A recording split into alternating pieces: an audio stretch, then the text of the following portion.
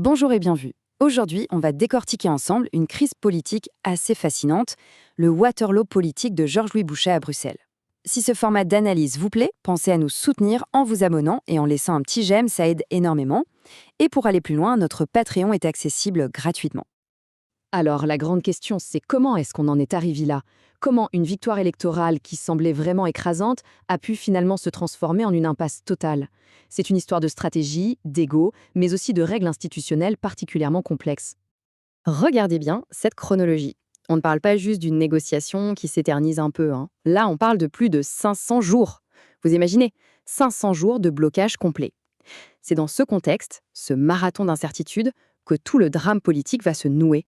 Au départ, pourtant, tout avait l'air de rouler pour le mouvement réformateur. Le parti, avec à sa tête son président Georges-Louis Bouchet, gagnait les élections. Sur le papier, on se dit bon, c'est la voie royale, non? Le chemin pour former un gouvernement semble tout tracé. Sauf que c'était un triomphe en trompe-l'œil. Et le résultat est là, il est sans appel.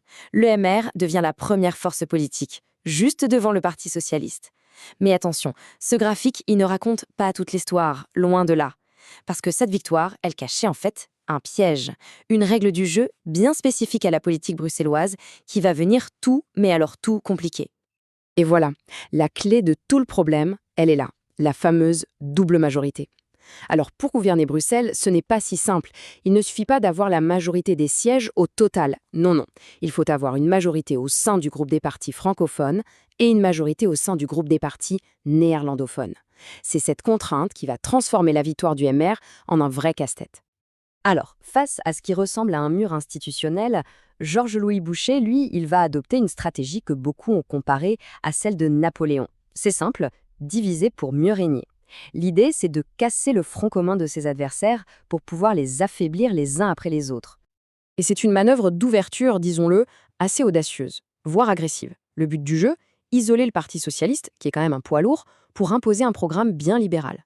Le souci, c'est que tout ce plan de bataille, il reposait sur des calculs qui, on va le voir, se sont révélés totalement à côté de la plaque. Et c'est vraiment là que la comparaison avec Waterloo devient frappante. La stratégie de Bouchet va buter sur une série d'erreurs et la toute première, c'est une sorte d'obsession qui va lui coûter très, très cher. Alors, première erreur, l'entêtement. Le MR a insisté, mais vraiment insisté, pour faire entrer la NVA, le Parti nationaliste flamand, dans la majorité. Politiquement, c'était un peu comme lancer une charge de cavalerie à découvert contre une ligne d'infanterie bien préparée. Pour le Parti socialiste, c'était simple, une ligne rouge infranchissable. Et cette insistance, elle a tout simplement gelé les négociations dès le premier jour. Deuxième erreur, la confusion dans le commandement. C'est simple. Officiellement, c'est David Lester qui est désigné pour mener les discussions. Mais dans les faits, l'omniprésence de Georges-Louis Bouchet, que ce soit dans les médias ou dans la stratégie, a complètement brouillé les pistes. Résultat, Lester n'est plus vu comme un négociateur crédible, mais comme l'exécutant direct de son président. Et puis, il y a la troisième erreur, le mauvais allié. Le MR comptait sur le soutien des libéraux flamands de l'Open VLD. Sauf que eux, ils ont mis une condition non négociable sur la table. Pas de gouvernement sans la NVA. Et là, le MR s'est retrouvé complètement coincé, piégé par son propre allié. La stratégie d'isolement s'est complètement retournée contre lui. Mais attention, pendant que le MR s'embourbait dans ses propres contradictions, de l'autre côté, une contre-offensive était en train de se préparer, méthodiquement. Loin des caméras, l'opposition, elle, n'est pas restée les bras croisés, bien au contraire. Et face au Napoléon Bouchet, il y a son Wellington, Ahmed Laouej, le président du PS bruxellois. Sa tactique à lui, ce n'est pas du tout l'attaque frontale, non, c'est la résilience, l'endurance. Il va attendre, tenir bon sur ses positions et, par-dessus tout, il va rassembler ses forces. Et là, il y a un seul chiffre qui va tout changer. 7. C'est le nombre de partis que Laouej va réussir à rassembler autour de lui. Ça va des écologistes d'écolo jusqu'à la gauche plus radicale du PTB. Il construit un véritable front uni. Et cette belle alliance de la gauche, d'un coup, elle rend la stratégie du MR totalement obsolète. Pourquoi? Parce qu'il y avait désormais une autre option sur la table, une alternative crédible et majoritaire. Bon, après plus de 500 jours de cette guerre de tranchées, la situation était juste devenue intenable. La pression était maximale. Et c'est à ce moment-là que tout l'édifice bâti par le MR a commencé à se fissurer. Et pas qu'un peu. Le 28 octobre 2025, ça y est. Le négociateur du MR, David Lester, jette l'éponge. Et sa démission, ce n'est pas juste un petit pas de côté, non. C'est l'aveu, en public, de l'échec total de la stratégie mise en place. C'est le château de cartes qui s'effondre. Et la réponse de l'opposition, elle ne se fait pas attendre, elle est immédiate et cinglante. Avec cette phrase, Ahmed Laouej retourne complètement l'accusation d'irresponsabilité contre le MR.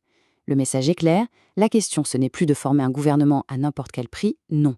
La vraie responsabilité, c'est de refuser des politiques jugées néfastes. D'un coup, tout le débat est requalifié. Alors là, Georges-Louis Boucher est dos au mur. Et il va jouer son va-tout. Il décide de reprendre lui-même, personnellement, les commandes des négociations. C'est un pari hyper risqué. C'est le dernier carré, l'équivalent de la charge de la garde à Waterloo, une tentative pour forcer le destin. Mais ce coup de poker, il comporte des risques énormes. Pensez-y, s'il fait un compromis à Bruxelles, ça pourrait fragiliser sa ligne dure au niveau fédéral. Si c'est un échec, ça pourrait carrément déclencher une crise de leadership au sein du MR. Donc au final, ce qui se joue, ce n'est pas seulement l'avenir du gouvernement bruxellois, c'est peut-être l'avenir politique de Georges-Louis Boucher lui-même.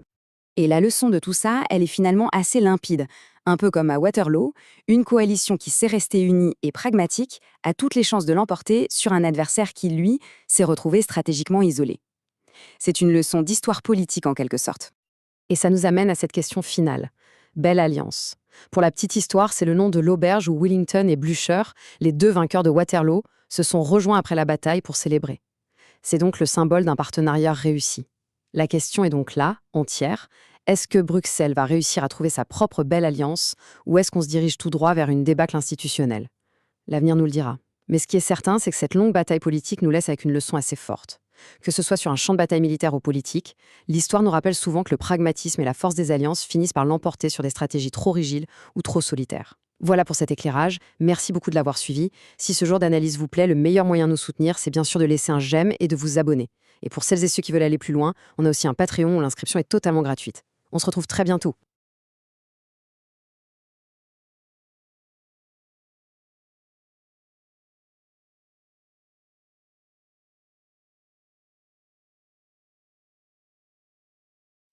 Napoléon Bonaparte est né en 1769 en Corse. Il devient rapidement un général brillant grâce à son ingéniosité militaire et son ambition sans bornes. En 1799, il s'empare du pouvoir par un coup d'État et se déclare empereur en 1804. Son code Napoléon modernise la loi française. Sa détermination inébranlable marque ses nombreuses conquêtes à travers l'Europe. Cependant, sa campagne en Russie en 1812 entraîne une défaite majeure. Exilé puis brièvement revenu au pouvoir pendant les 100 jours, il est finalement vaincu à Waterloo en 1815. Son esprit stratégique et sa capacité à inspirer restent admirés. Voici Napoléon, et voilà comment il a marqué l'histoire de l'Europe.